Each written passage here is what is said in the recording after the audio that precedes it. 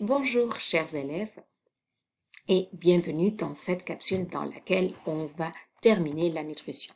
Ce que tu dois savoir, c'est que les aliments qu'on mange, qu'on va consommer tous les jours, ils vont servir d'intrants pour mon organisme. Mon organisme, il va les transformer et il va les utiliser selon ses besoins, soit comme matériaux de construction, soit comme source d'énergie, soit comme agent métabolique. Ça veut dire quoi, agent métabolique? Ça veut dire que ça va être nécessaire pour certaines réactions chimiques. Je parle principalement de vitamines, de certains sels minéraux et aussi l'eau qui va être nécessaire pour assurer la plupart des réactions chimiques. Chaque groupe nutritionnel ou chaque nutriment, il va être associé à une valeur nutritionnelle. Ça veut dire quoi, une valeur nutritionnelle? C'est tout simplement, c'est une étiquette qui va être présente sur tous les aliments qui se trouvent sur le marché, sur toutes les étagères de nos supermarchés, et dans lequel je vais indiquer la quantité de nutriments qui va être présent pour chaque produit ou préparation alimentaire. Ça veut dire quoi la quantité? C'est-à-dire combien je retrouve de protéines, combien de lipides, de glucides, de fibres, de vitamines et de minéraux. Pourquoi c'est important de les indiquer? Parce que rappelle-toi, c'est avec ça que mon organisme va transformer tous ces nutriments sous forme d'énergie et avec cette énergie que je vais être capable de assurer mes fonctions de tous les jours. Mais comme c'est une forme d'énergie, donc, et on sait que l'énergie est une grandeur physique, donc je suis capable de la mesurer, donc l'unité de l'énergie qui va être fabriquée, qui résulte de l'utilisation des aliments, ça va être calories. Toutefois, j'attire votre attention que l'unité officielle de l'énergie, ça va être le joule. Mais tout ce qui est en relation avec les aliments, ça va être les calories.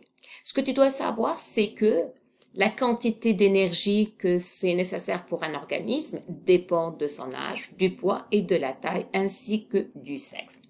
Chaque aliment ou chaque produit alimentaire, je vais retrouver ce qu'on appelle une étiquette. Je vais retrouver une étiquette qui s'est placée sur le dos de l'emballage et je vais retrouver ce qu'on appelle une fiche nutritive et dans laquelle je vais retrouver les valeurs nutritives pour cet aliment.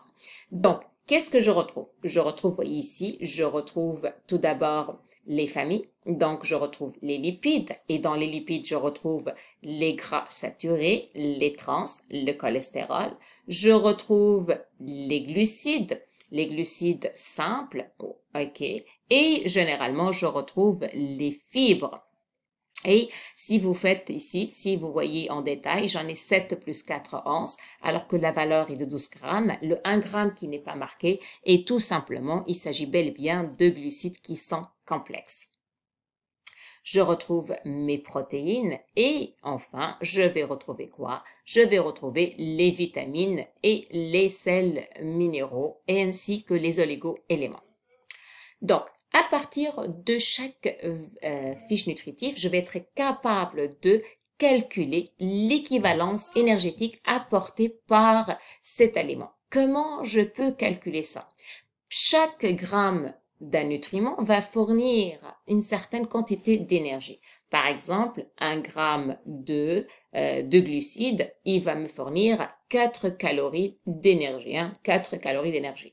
1 gramme de lipides, il va me fournir 9 calories et 1 gramme de protéines, il va me fournir aussi 4 calories. Donc, pour déterminer l'équivalence énergétique d'un nutriment, qu'est-ce que je vais faire? Je vais tout simplement faire mes calculs. Donc, combien j'en ai de glucides? Je vais les multiplier fois 4. Combien j'en ai de lipides? Je vais les multiplier fois 9. Et combien j'en ai de protéines? Je vais les multiplier fois 4.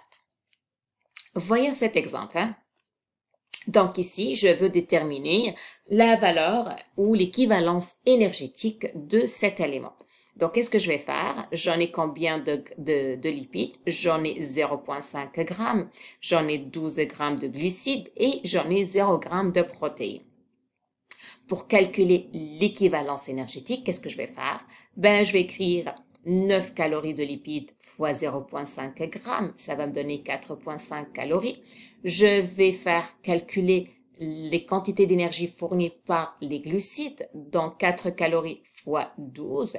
Et comme je n'ai pas de protéines, donc l'équivalence énergétique au total, ça va être la somme de l'énergie produite par les trois grandes familles de nutriments. Et ça va me donner 52,5 calories. Et si vous remarquez ici, vous voyez que ça me fournit à peu près 50 calories. Pourquoi je ne retrouve pas exactement les mêmes valeurs? Parce que dans l'industriel, il va faire d'autres calculs. Il y a certains, nous, on arrondit certaines choses et c'est pas le cas pour l'industriel. Ce que tu dois savoir aussi, c'est que je peux passer de calories à joules, tout simplement. Une calorie est égale à 4,18 joules. Donc, si j'ai des valeurs en calories, je peux passer en joules et inversement.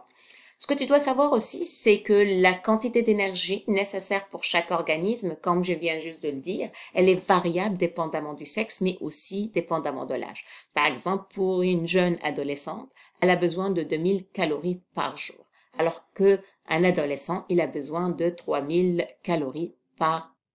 Dans la nutrition ou dans le guide alimentaire auparavant, on parlait vraiment de proportions.